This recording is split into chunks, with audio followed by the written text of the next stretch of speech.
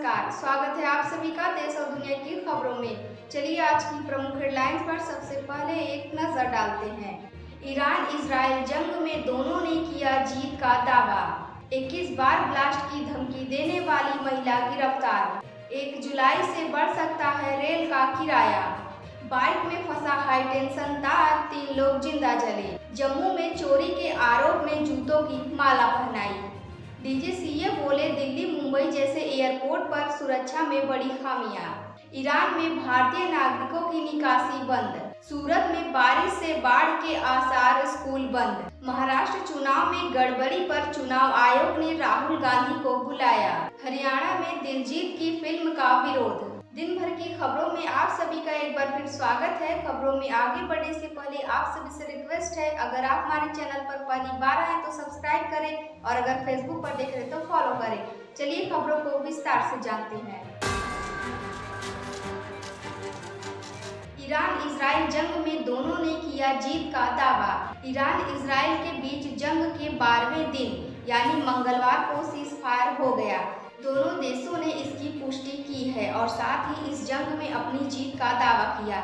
Israeli PM Benjamin Netanyahu ने कहा कि ईरान के खिलाफ इजराइल ने ऐतिहासिक जीत हासिल की है, जो पीढ़ियों तक याद रखी जाएगी। उन्होंने यह भी कहा कि हम शेर की तरह उठे और हमारी दहाड़ ने तेहरान को हिला दिया।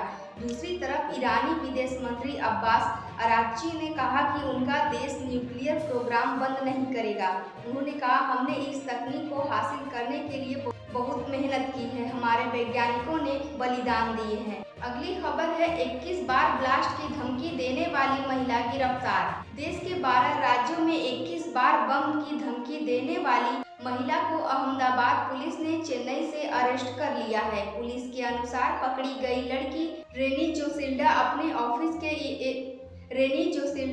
ऑफिस के एक युवक से एक तरफा प्रेम करती थी, लेकिन युवक ने दूसरी लड़की से शादी कर ली। युवक को फंसाने के लिए ही रेनी ने धमकी वाले ईमेल भेजे। इनमें गुजरात में अहमदाबाद के नरेंद्र मोदी स्टेडियम और जयपुर के एमएमएस स्टेडियम में ब्लास्ट की धमकी भी शामिल है। इसके अलावा एयर इंडिया प्लेन क्रैश के बाद भी एक मेल भेजकर इसकी जिम्मेदारी ली गई थी। अगली बड़ी खबर है, 1 जुलाई से बढ़ सकता है रेल का किराया। जी हाँ, 1 जुलाई से बढ़ सकता है रेल का किराया। नॉन एसी मेल एक्सप्रेस ट्रेनों के किराए में 1 पैसा प्रति किलोमीटर और एसी क्लास के किराए में 2 पैसे प्रति किलोमीटर की बढ़ोतरी हो सकती है। सभी बदलाव 1 जुलाई से लागू होंगे। इस तारीख के बाद का टिकट बुक करने पर नई दरों के हिसाब से किराया चुकाना होगा। रेलवे ने आखिरी बार 2020 में यात्री किराया बढ़ाया था। अगली खबर है, बाइक में फंसा हाईटेंशन तार, 3 लोग जिंदा जले।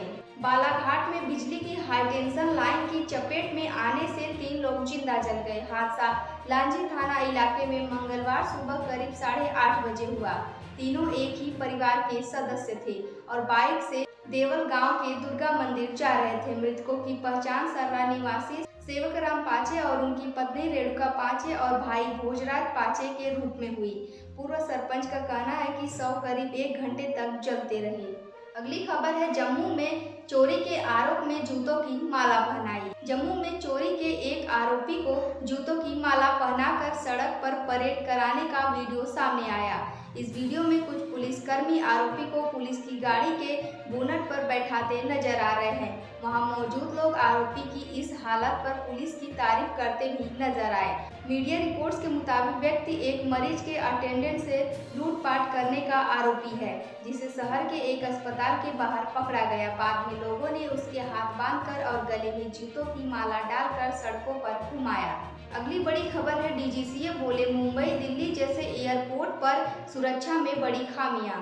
अहमदाबाद में 12 जून को हुए प्लेन हादसे के बाद director general of civil aviation पूरे देश के एयरपोर्ट्स पर जांच टीमें भेज रहा है। जांच के बाद सामने आया कि मुंबई दिल्ली सहित कई बड़े एयरपोर्ट पर सुरक्षा में बड़ी खामियां हैं। डीजीसीए ने मंगलवार को रिपोर्ट जारी की। इसमें बताया कि एक एयरपोर्ट पर रनवे पर लाइन मार्किंग ही धुंधली थी। ये प्लेन की लैंडिंग और टेक ऑफ के लिए बनाई जाती है। एक एयरपोर्ट पर टेक ऑफ से पहले प्लेन के टायर घिसे हुए मिले। कुछ जगहों पर दस्तावेज सही तरह मेंटेन नहीं किए गए, तो कहीं शिकायत बुक में भी खामियां देखी गई। एयरपोर्ट्स के आसपास की इमारतों के निर्माण का डेटा 3 साल से अपडेट भी नहीं किया गया था। अगली खबर है, ईरान से भारतीय नागरिकों की निकासी बंद।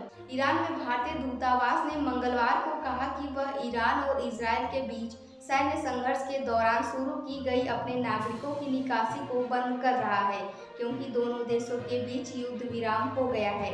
दूतावास ने इवैक्यूएशन के लिए नए नामों को रजिस्टर करने के लिए खोले गए डेस्क को बंद कर दिया है। हालांकि एक्स पर एक पोस्ट में दूतावास ने लिखा कि भारत ईरान के हालात पर बारीकी से नजर रख रहा है और अगर वहां मौजूद भारतीयों को किसी भी तरह का खतरा होता है तो वह अपनी रणनीति में बदलाव करेगा। अगली खबर है, सूरत में बारिश से बाढ़ के आसार, स्कूल बंद। गुजरात के सूरत शहर में मंगलवार शाम 6 बजे तक 36 घंटे में 19 इंच से ज्यादा बारिश दर्ज की गई। शहर का अधिकांश हिस्सा बाढ़ की चपेट में है। कई सोसाइटियों में पानी भर गया। लोगों को ट्रैक्टर के जरिए रेस्क्यू किया गया। राज्य के कच्छ में बारिश का येलो और काफी हिस्से में ऑरेंज अलर्ट है। अगले 7 दिन तक यही हालात बने रहेंगे। दिल्ली में आज के लिए येलो अलर्ट है। बारिश के लिए तेज आंधी का अनुमान है। अगली खबर है, महाराष्ट्र चुनाव में गड़बड़ी पर चुनाव आयोग ने राहुल गांधी को बुलाया। इलेक्शन कमीशन ने कांग्रेस नेता राहुल गांधी को लेटर लिखा है। इसमें महाराष्ट्र विधानसभा चुनाव में धांधली के उनके आरोपों पर चर्चा के लिए बुलाया है। एनआईए के मुताबिक लेटर 12 जून को मेल और राहुल के आवास पर भी भेजा गया है। इसी ने लेटर में लिखा, भारत की संसद के पारित इलेक्टोरल लॉ और उसके नियमों और समय समय पर चुनाव आयोग के निर्देशों के जरिए बहुत सख्ती से देश में चुनाव आयोजित कराए जाते हैं। महाराष्ट्र विधानसभा चुनाव प्रक्रिया विधानसभा क्षेत्र स्तर पर सेंट्रलाइज्ड आयोजित की जाती है। आज की अंतिम खबर है, हरियाणा में दिलजीत की फिल्म का विरोध। अम्बाला में एंटी टेररिस्ट फ्रंट इंडिया के राष्ट्रीय अध्यक्ष वीरेश साडिल ने पंजाबी सुपरस्टार दिलजीत दोसांझ की आने वाली फिल्म सरदार जी 3 पर तीखा विरोध जताया है। उन्होंने फिल्म में पाकिस्तानी एक्ट्रेस हानिया आमिर को लिए जाने पर कड़ी आपत्ति जताई है। साडिल ने कहा कि हानिया वही अभिनेत्री हैं जिन्होंने ऑपरेशन सिंदूर के वक्त भारतीय सेना को कायर कहा था। ऐसे में उन्हें भारतीय फिल्म में लेना शहीदों का अपमान है। वीरेश साडिल ने फिल्म से हानिया को हटाने की मांग की है और चेतावनी भी दी है। अगर उनकी बात नहीं मानी गई तो इसका विरोध और तेज किया जाएगा। आज की खबरों में इतना ही। कल फिर मिलते हैं नई देश और दुनिया की खबरों के साथ। आप सभी को शुभ संध्या।